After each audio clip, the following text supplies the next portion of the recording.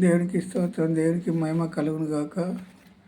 స్తోత్రం స్తోత్రం తండ్రి. పరిశుద్ధుడు పరిశుద్ధుడు పరిశుద్ధుడు పరిశుద్ధుడు అని కోటాను కోట్ల దేవదూతలతో నిత్యము మానక పోడబడుతున్న దేవుడు నీవే ప్రభువా. యావత్ ప్రపంచ మానవాళి పాపంల కొరకు శాపంల కొరకు 2023 సంవత్సరాల క్రితం ఈ లోకానికి వచ్చావు. 33.5 సంవత్సరాలు ఈ లోకంలో ఉన్నావు. 3.5 సంవత్సరాలు మానవులకు బోధించావు. ఎంతమంది అర్థం చేసుకొని ఉన్నారో ప్రభు, ఎంతమంది అర్థం చేసుకోలేదో, అర్థం చేసుకోలేని వారందరికీ అర్థమయ్యే విధంగా నువ్వు వారికి సాయం చేయండి తండ్రి. హల్లెలూయా, స్తోత్రం. నీ సిల్వ చాటును నన్ను మరుగుపరిచి కొన్ని మాటలు, నీ మాటలు, నీ ఆలోచన, నీ క్రియలు జరిగిస్తావని నాలో మన ప్రభు అయిన యేసుక్రీస్తు నామములో అడిగి వేడుకుంటున్నాం తండ్రి, ఆమేన్. బైబిల్లో 5వ అధ్యాయ కీర్తన భాగం 5:8 వచనం ధ్యానం చేద్దాం. యెహోవా నా కొరకు పొంచి ఉన్న వారిని బట్టి నీ నిత్యానుసారముగా నన్ను నడిపింపుము. నీ నిత్యానుసారముగా నన్ను నడిపింపుము. నీ మార్గమును నాకు స్పష్టముగా కనబరచుము. నీ మార్గమును నాకు స్పష్టముగా కనబరచుము. ఎవరు కనబరచాలి? ఇప్పుడు సృష్టించిన సృష్టికర్తే మనందరం తెలుసుకోవాలి. యెహోవా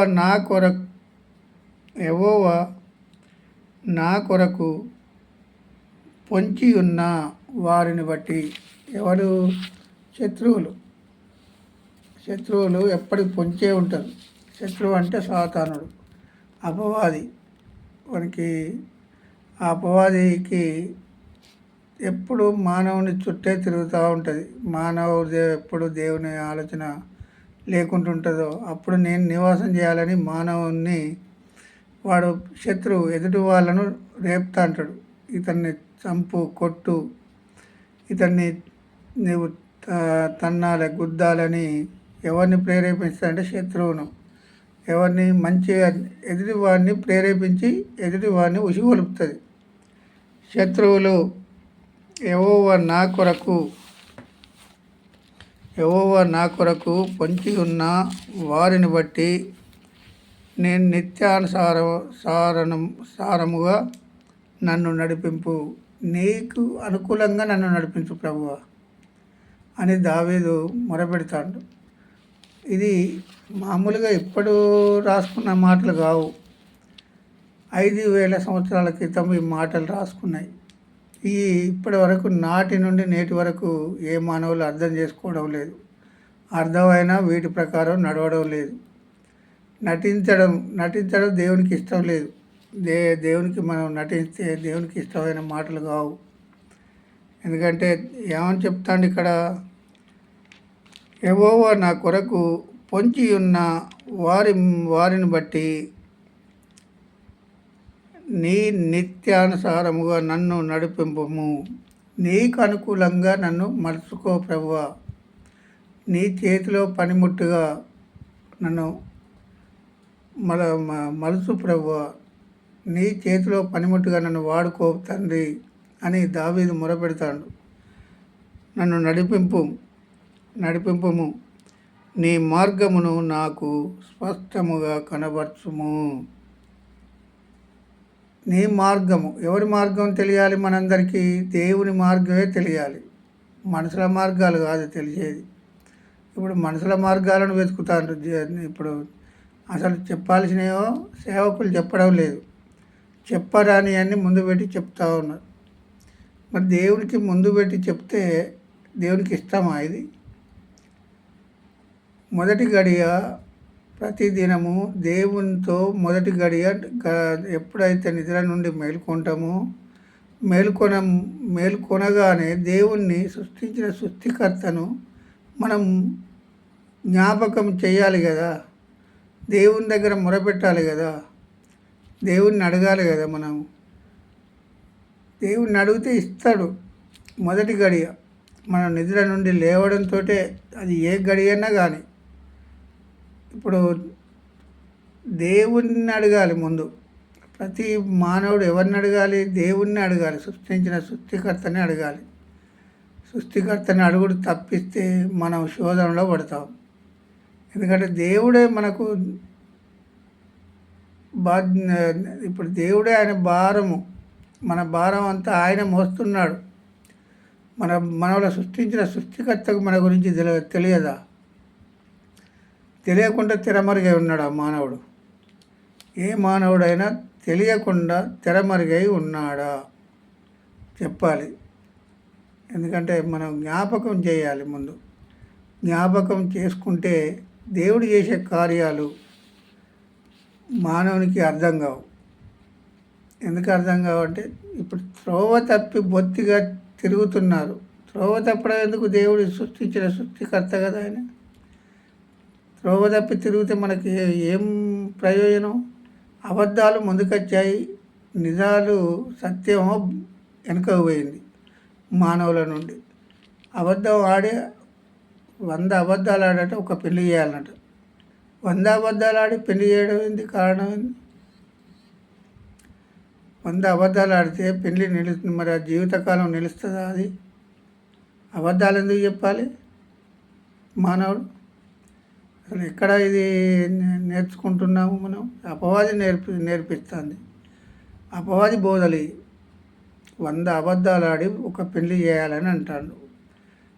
అబద్ధాలు ఆడి ఒక పెళ్లి చేసేదానికంటే ఒకటి నిజం చెప్పి పెళ్లి నిలబెట్టాలి.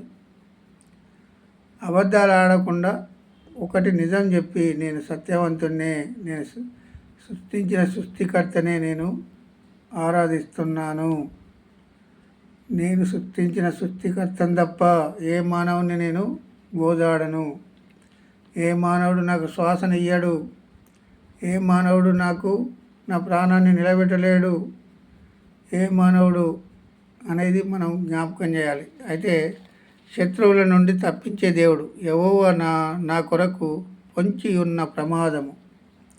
పొంచి ఉన్నది ఏది? పొంచి ఉన్న ప్రమాదము అది వారిని బట్టి. ఎవరు? శత్రువులను బట్టి. శత్రువులే కదా ప్రమాదాన్ని తీసుకొచ్చేది. శత్రువు అంటే ప్రతి మానవుల్లో ఆలోచనే శత్రువుగా తయారవుతాడు. వాని ఆలోచనే వానికి శత్రువు. దేవునికి ఇష్టం లేని అన్నీ దేవునికి శత్రువులే. దేవుణ్ణి ఆరాధించేవారు త్రోవ తప్పి తిరగరు. దేవుణ్ణి ఆరాధించేవారు. దేవుణ్ణి ఆరాధించని వారు త్రోవ తప్పి తిరుగుతారు. రిఫరెన్స్ బైబిల్ చూసుకుందాం దేవుని కృపను బట్టి. రిఫరెన్స్ బైబిల్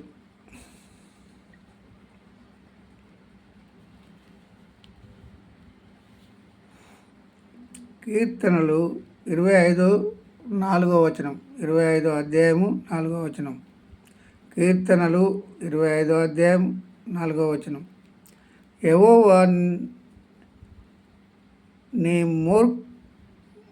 నీ మార్గములను నాకు తెలియజేయము. ఎవరి మార్గాలు తెలియజేయాలి? ఇప్పుడు దేవుని మార్గాలు తెలియజేయాలి మనకు అందరికీ, సమస్త మానవులకు, బంధుమిత్రులకు, మనకు దేవుని మార్గాలు తెలియపరిచినట్టయితే యెహోవా నీ మార్గములను నాకు తెలియజేయము, నా త్రోవలను నాకు తేటపరచుము. నేను నడిచే త్రోవ ఎవరు తేటపరచాలి? దేవుడే తేటపరచాలి. ఎందుకంటే శత్రువు కొన్ని మార్గాలు ఉన్నాయి.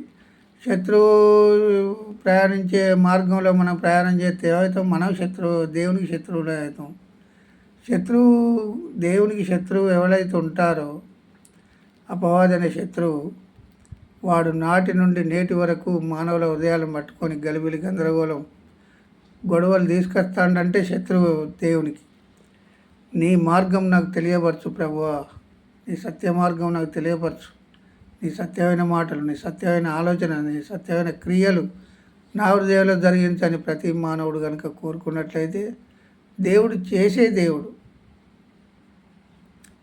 మనమే గ్రహించటలేదు, మనం గ్రహించాలి. ప్రతి మానవుడు గ్రహించినట్టయితే ఈరోజు ఇన్ని ఇబ్బందులు, ఇన్ని ఇరుకులు, ఇన్ని బాధలు రానియడు దేవుడు. ఎవరో వచ్చి కాపాడుతారు నన్ను, ఎవరో పదవిలో ఉన్న వ్యక్తి వచ్చి నన్ను కాపాడుతాడు, ఆయన ఇస్తే నేను బ్రతుకుతా ఆయన ఇస్తే బ్రతకడం కాదు, దేవుడు బ్రతికిస్తే బ్రతుకుతాను అనేది ఆలోచన చేయి ముందు. శ్వాస ఊపిరి లేని మానవుడి లోకంలో ఉన్నాడా? ముందు ఊపిరి తీసుకొని గర్వం, కోపం, ద్వేషం, అసూయ ప్రతి మానవునికి శత్రువుగా మిగులుతాను. మానవులుగా శత్రువులుగా ఉండొద్దు.